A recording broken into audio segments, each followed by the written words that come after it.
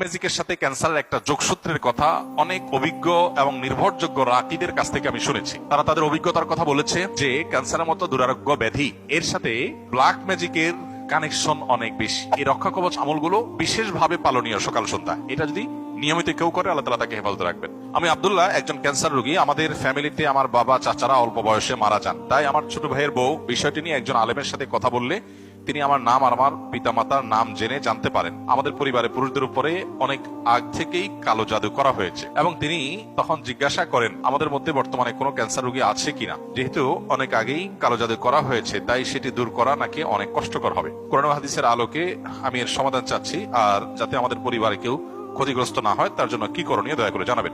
দেখুন, ব্ল্যাক ম্যাজিকের সাথে ক্যান্সারের একটা যোগসূত্রের কথা অনেক অভিজ্ঞ এবং নির্ভরযোগ্য রাকিদের কাছ থেকে আমি শুনেছি। তারা তাদের অভিজ্ঞতার কথা বলেছে যে ক্যান্সারের মতো দুরারোগ্য ব্যাধি এর সাথে ব্ল্যাক ম্যাজিকের কানেকশন অনেক বেশি।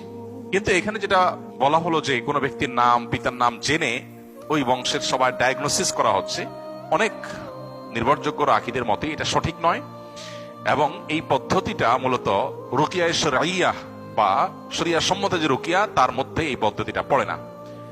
রুকিয়া শরঈয়ার সবচাইতে সহজ এবং স্বাভাবিক পন্থা হলো ডায়াগনোসিসের, যে কোরআনে কারীমের তেলাওয়াত, রুকিয়া আয়াতগুলোর তেলাওয়াত এবং এ জাতীয় বিষয়গুলো যখন করা হয় তখন রোগী তার মধ্যে একটা অবস্থার পরিবর্তন হয়, অস্থিরতা আর না হলে প্রশান্ত অনুভব করা, এগুলো দেখে মোটামুটি রাকিরা নিরূপণ করেন যে সে এফেক্টেড কিনা।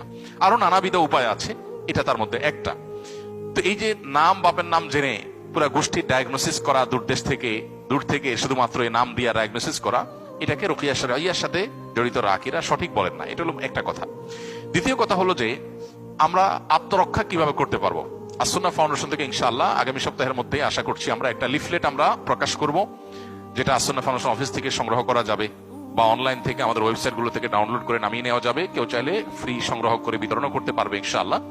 সেখানে আমরা জিন জাদু ইত্যাদিতে আক্রান্ত মানুষদের সিমটম গুলো কি থাকে সাধারণত সেগুলোকে আমরা একত্র করে দিয়েছি, এবং সেখানে ব্ল্যাক ম্যাজিক এবং দুষ্ট জিন বদনজর এগুলোর আক্রমণ থেকে, এগুলোর উপদ্রব থেকে নিজেদেরকে সেফ বা নিরাপদ রাখার উপায় কি কোরআন হাদিসের আলোকে অনেকগুলো গাইডলাইন সেখানে দেওয়া আছে। এগুলো আমরা মেনে চললে আশা করা যায় আল্লাহ তাআলা আমাদেরকে হেফাজত করবেন। এর ভিতরে মোস্ট কমন হলো সকাল সন্ধ্যার দোয়া এবং জিকির।